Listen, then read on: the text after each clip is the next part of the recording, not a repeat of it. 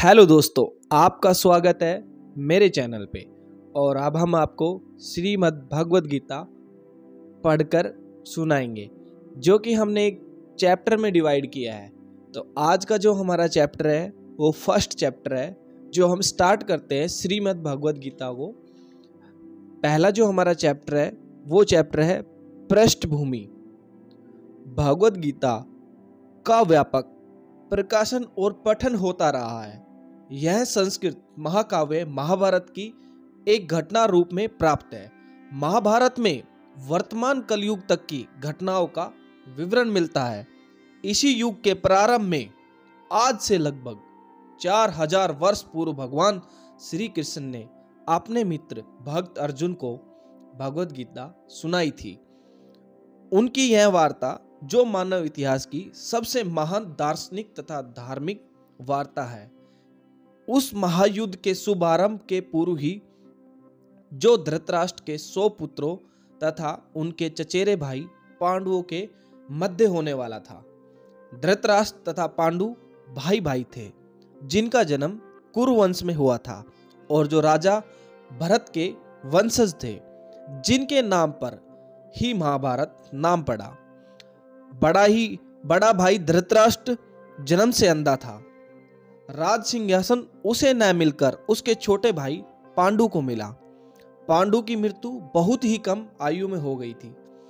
उसके 5 पुत्र थे, युधिष्ठिर, भीम, अर्जुन, नकुल, सहदेव। धृतराष्ट्र की देखरेख में रख दिए गए, क्योंकि उसे कुछ काल के लिए राजा बना दिया गया था। इस तरह धृतराष्ट्र तथा पांडु के पुत्र एक ही राजमहल में बड़े हुए। दोनों ही को गुरु द्रोण द्वारा सैन्य कला का प्रशिक्षण दिया गया। पूज्य भीष्म पितामह उन्हें सलाह देते रहे। इतने पर भी धृतराष्ट्र का सबसे बड़ा पुत्र दुर्योधन पांडवों से घृणा और ईर्ष्या करता था। धृतराष्ट्र पांडु पुत्रों के बजाय अपने पुत्रों को राज्य का उत्तराधिकारी बनाना चाहता था। इस तरह धृतराष्ट्र के परामर्श से दुर्योधन ने पांडु के युवा पुत्रों को जान से मार डालने का षड्यंत्र रचा। 5 पांडव अपने चाचा विदुर तथा अपने ममेरे भाई कृष्ण के संरक्षण में रहने के कारण अपने प्राणों की रक्षा करते रहे। कृष्ण कोई सामान्य व्यक्ति नहीं है, अपितु साक्षात परम ईश्वर है, जिन्होंने इस धराधाम में अवतार लिया था और अब एक राजकुमार की भूमिका अदा कर रहे थे। वे पांडु की पत्नी कुंती के भतीजे थे। इस तरह संबंधी के रूप में तथा धर्म के पालक होने के कारण वे पांडु पुत्रों का पक्ष लेते रहे और उनकी रक्षा करते रहे।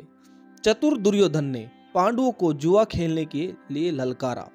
उस दुर्योधन तथा उसके भाइयों ने पांडवों की सती पत्नी द्रौपदी पर अधिकार प्राप्त कर लिया। फिर उसे राजाओं तथा राजकुमारों की सभा के मध्य निवस्त्र करने का प्रयास किया।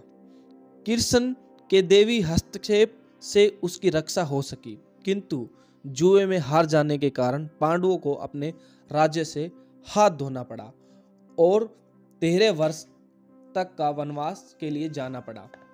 वनवास से लौटकर पांडवों ने दुर्योधन से अपना राज्य मांगा, किंतु उसे देने से इनकार कर दिया। 5 पांडवों ने अनंत में अपना पूरा राज्य न मांगकर केवल 5 गांवों की मांग रखी, किंतु दुर्योधन सुई की नोक भर भी भूमि देने के लिए राजी नहीं हुआ। अभी तक तो पांडव सहनशील बने रहे, लेकिन अब उनके लिए युद्ध करना अवश्य हो गया। विश्व भर के राजकुमारों में से कुछ धृतराष्ट्र के पुत्रों के पक्ष में थे तो कुछ पांडवों के पक्ष में। उस समय कृष्ण पांडव पुत्रों के संदेशवाहक बनकर शांति की याचना के लिए धृतराष्ट्र के दरबार में गए। जब उनकी याचना अस्वीकृत हो गई तो युद्ध निश्चित था।